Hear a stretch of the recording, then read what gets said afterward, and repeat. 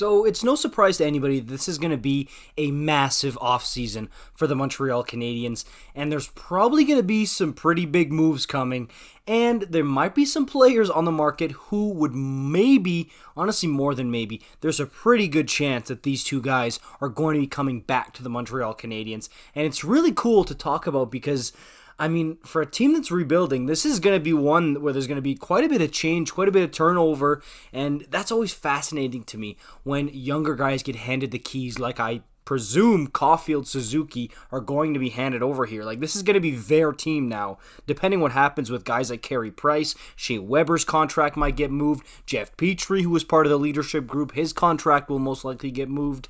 And then we'll see probably Shane Wright come through as well. So it's just going to be a very, very interesting offseason. But there's two guys who have a very good chance of becoming Montreal Canadiens again.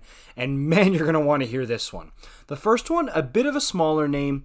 It's Brett Kulak. Okay, we know that he was moved to the Oilers. A good move for the Canadiens because this might be one of those situations, and I love when this happens, when a team trades a guy and then he comes back in the offseason. So you get assets for him, and then he comes back to you for free. Okay, so that's a very, very good scenario. And if Brett Kulak wants to come back to the Montreal Canadiens, which it seems like he does, it's a good move for the Habs. And in terms of what Brett himself said, here it is.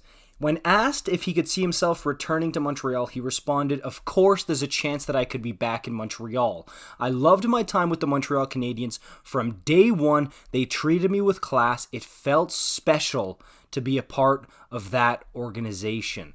Now, that was on the hockeywriters.com, by the way, and that just, to me, how rare is it to see players who openly mention, yeah, there's a chance I might go back.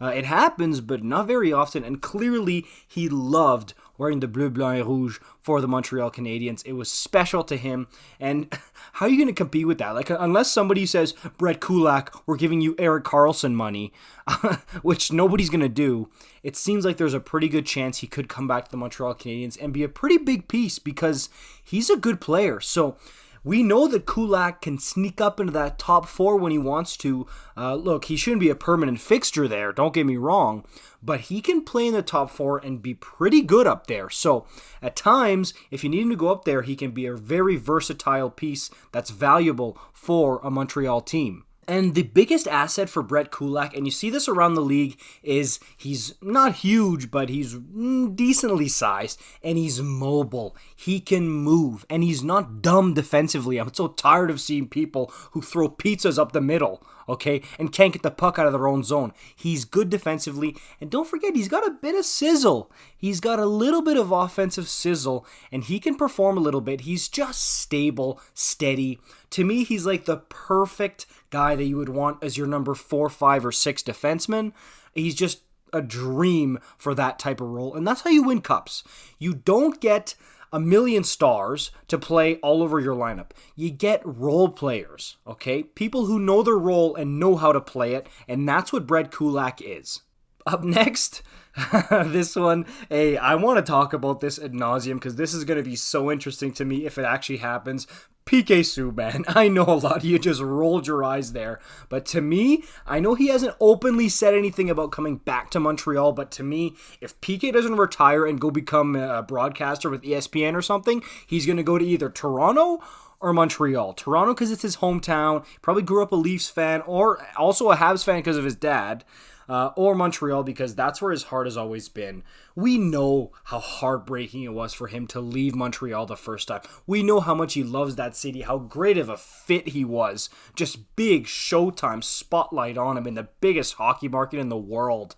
So just to finish out his career, he seems like the type of guy who would want to finish it off with a storybook ending. Okay, who'd want to finish it off where it's like, you know what, I went out with the team that I loved and the team that gave me a chance and to start my career. Like, doesn't PK just seem like that type of guy? And he wouldn't be awful. People are out here saying PK is awful.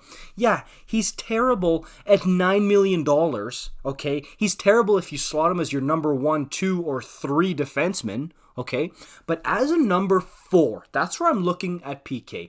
Number 4 who can slide down to the third pair, PK could be very effective. Give him some power play time on PP Unit 2, and PK could really thrive. I'm telling you right now, if you sign PK for even just $2 million, okay, 1.5, $2 million, 1 year, 2 years even if you want, I promise you, PK Subban becomes an incredibly valuable player to your team who can give you great minutes and great ice time. I promise you. Everybody slanders PK because they think of him as a Norris Trophy winner, as one of the highest paid defensemen in the NHL, as a superstar.